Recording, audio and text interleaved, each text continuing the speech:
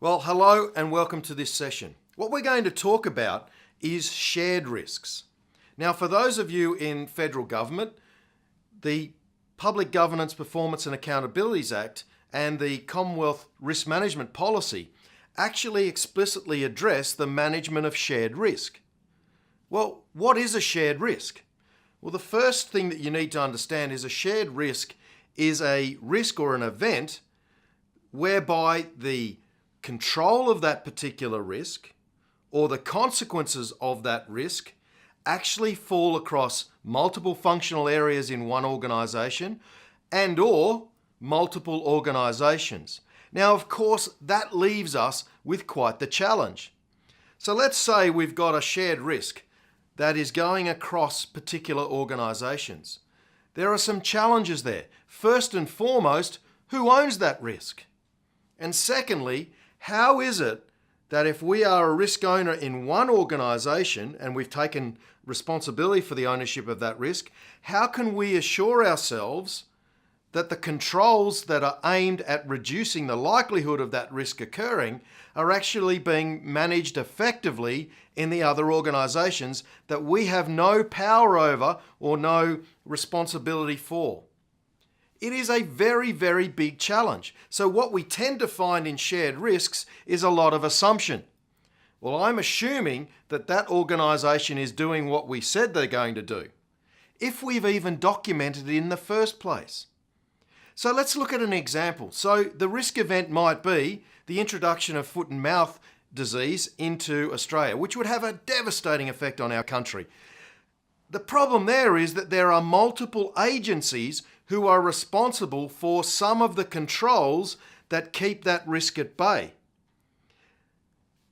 I don't believe that anyone is centrally managing that risk and has taken ownership of that risk. And so how do we actually know that those controls are effective?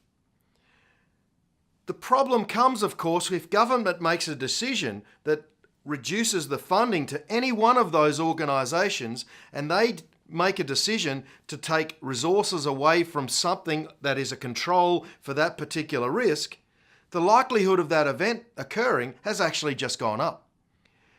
But if nobody's got visibility of it, then how do we know and how can we make arguments to government to say, well, if you do that, here are the consequences. You have actually just raised the likelihood that we're going to see foot and mouth disease come into this country.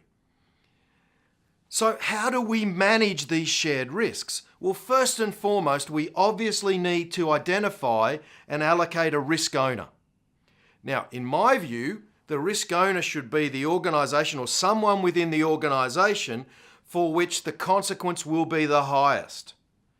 And if we've got that allocation, then they can start to form together stakeholder groups around the whole of the risk.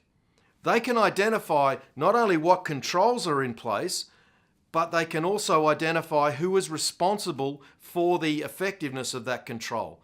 And we can start to put in place some key performance indicators and performance measures whereby that risk owner can satisfy themselves that those other agencies are effectively managing those controls. The risk owner should also be the one who's providing reports to their management, but also to the higher levels outside of the organisation. They become risk owner and coordinator for the whole of the approach to the risk. It is a very, very difficult situation to find yourself in because ultimately, with no control over these other organisations, and there may be some challenges around communication. There might be some disputes. There might be some, old rivalries that don't allow for us to make those active decisions or discussions. So it is a really important thing. And what we do need to understand is it is an event, and we as a collective, whether it be at the organisation level or at a community level, are going to see the consequences if that risk is not managed effectively. Given the world and the way that it's so entwined now with technology and free trade and supply and so on and so forth, we need to understand that shared risks are becoming more and more common. And so the approach to managing those needs to also develop as well. Well, that's all I've got for this session. As always, let's be careful out there.